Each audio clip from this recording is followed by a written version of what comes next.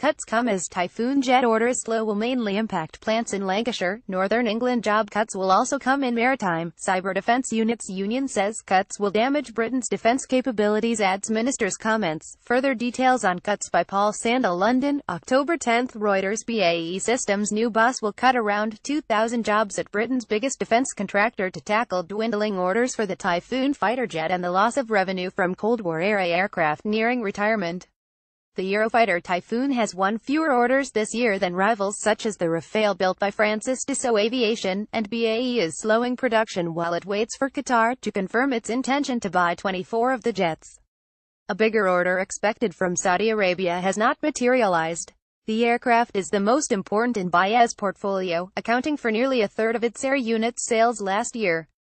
Chief Executive Charles Woodburn, who took the top job in July after 15 months as Chief Operating Officer, said BAE had to align its workforce capacity more closely with near-term demand and become more competitive to secure new business. Those actions are necessary and the right thing to do for our company, but unfortunately include proposed redundancies at a number of operations, he said on Tuesday.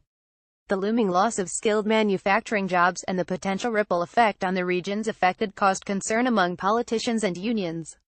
Business Minister Claire Perry said she would work with BAE to keep compulsory redundancies to a minimum. The company assures us that reductions can be managed on a voluntary basis as far as possible, she told lawmakers. She said BAE was cutting the jobs to improve the efficiency of its operations.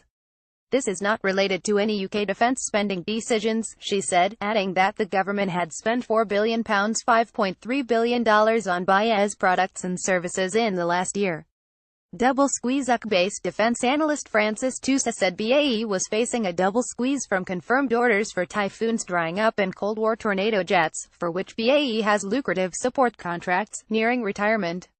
BAE said that based on current orders for the Typhoon it needed to reduce the workforce at its sites in Wharton and Salisbury, Northern England, where it makes parts for the aircraft, by 750. Another 400 jobs will go in Brough, northeast England, where the company makes the Hawk training jet, it said. Qatar said last month it intended to buy 6 Hawks in addition to the Typhoons. It is also winding down support for Britain's Tornadoes, which will be taken out of services in 2019, resulting in 245 job cuts at 2 RAF sites. Britain's Unite union vowed to fight the devastatingly short-sighted job losses that it said would undermine the sovereign defence capability of one of the European Union's top 2 military powers.